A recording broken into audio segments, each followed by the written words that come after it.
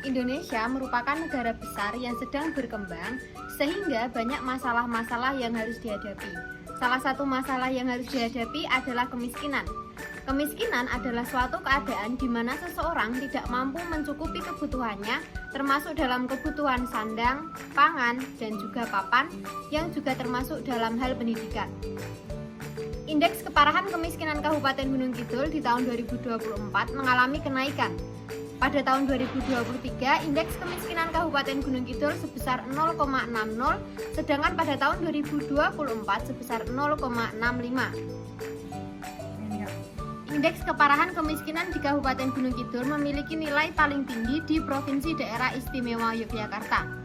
Untuk di Kota Yogyakarta sendiri, indeks keparahan kemiskinan sebesar 0,14, di Kabupaten Sleman sebesar 0,27, di Kabupaten Kulon Progo sebesar 0,62, di Kabupaten Bantul sebesar 0,56. Untuk profil kemiskinan Kabupaten Gunung Kidul di tahun 2023, garis kemiskinan 2023 sebesar Rp382.249.000 per bulan, sedangkan untuk presentase kemiskinan di Kabupaten Gunung Kidul sebesar 15,60%, indeks kedalaman kemiskinan yaitu naik sebesar 0,08 poin dibandingkan tahun 2022 yaitu sebesar 2,71.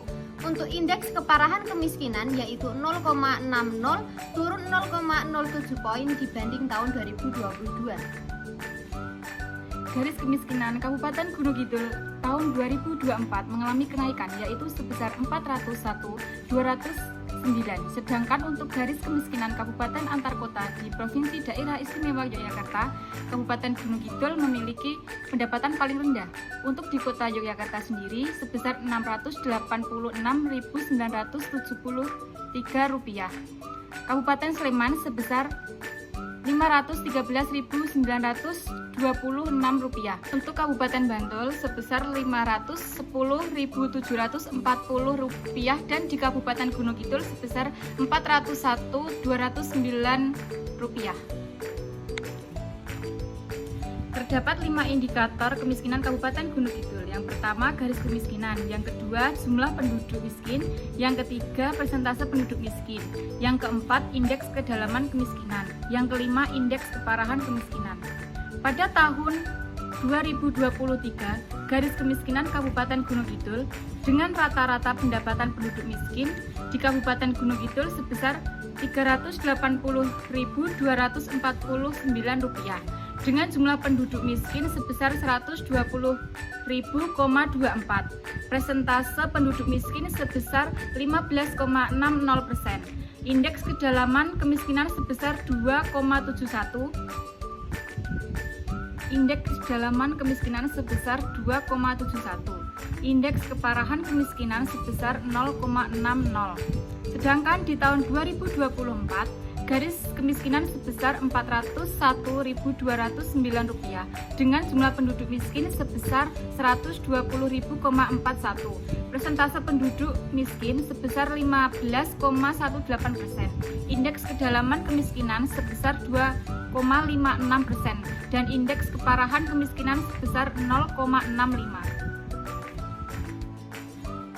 Upaya pemerintah mengenai pengentasan kemiskinan. Program Keluarga Harapan atau PKH merupakan program bantuan sosial yang diatur dalam Peraturan Menteri Sosial Republik Indonesia Nomor 1 Tahun 2018. PKH merupakan program pemberian bantuan tunai bersyarat yang diberikan kepada keluarga penerima manfaat atau KPM dengan tujuan untuk mengurangi kemiskinan dan meningkatkan kualitas hidup masyarakat.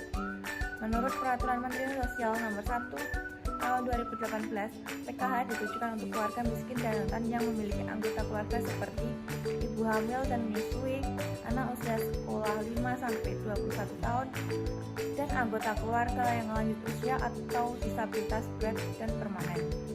Persyaratan untuk penerima PKH antara lain berstatus sebagai warga negara Indonesia, memiliki kartu KKS, dan terdaftar dalam data terpadu DTKS, berada dalam kondisi sosial ekonomi miskin dan rentan, serta memiliki anggota keluarga yang disebutkan di atas. Penerima PKH dipilih berdasarkan data dari Basis Data Terpadu Kesejahteraan Sosial atau DTKS yang dikelola oleh Kementerian Sosial. Data ini diupdate secara berkala untuk memastikan bahwa bantuan diberikan kepada keluarga yang benar-benar membutuhkan. Besar bantuan PKH berbeda-beda, tergantung pada komposisi dan kondisi keluarga. Bantuan ini diberikan setiap bulan atau setiap 3 bulan sekali, tergantung pada kebijakan pemerintah daerah setempat. Bantuan ini diberikan dengan syarat yaitu KPM harus memenuhi kewajiban-kewajiban tertentu, seperti memastikan anaknya benar-benar sekolah dan mendapatkan imunisasi, serta ibu hamil melakukan pemeriksaan kesehatan secara rutin. Program PKH ini merupakan bagian dari upaya pemerintah dalam memberikan perlindungan sosial kepada masyarakat yang membutuhkannya. Dengan adanya program ini diharapkan membantu mengurangi beban ekonomi keluarga miskin dan rentan, serta mereka untuk dapat memenuhi kebutuhan dasar dan meningkatkan kualitas hidup mereka. Assalamualaikum warahmatullahi wabarakatuh. Perkenalkan kami dari kelompok 4 dari Prodi Administrasi Publik 7B Universitas Gunung Kidul. Di sini kami akan menyampaikan video tentang pengentasan kemiskinan, salah satunya dengan program PKH. Sebelumnya perkenalkan, saya Desti Fitriani, Saya Isasti Ayu. Saya Gali Fitria Febrianti. saya Diana Novitasari.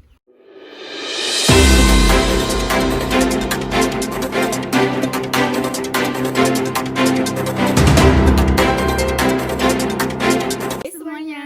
Perkenalkan, nama saya Diana Novitasari. Saya Isasti Ayu, Kami akan mewawancarai salah satu warga yang mendapatkan program bantuan PKH. yaitu yang beralamat di Kapanewan Tanjung Sari, Kalurahan Kemiri, Padukuhan Guyangan. Yuk ikuti keseruan kami.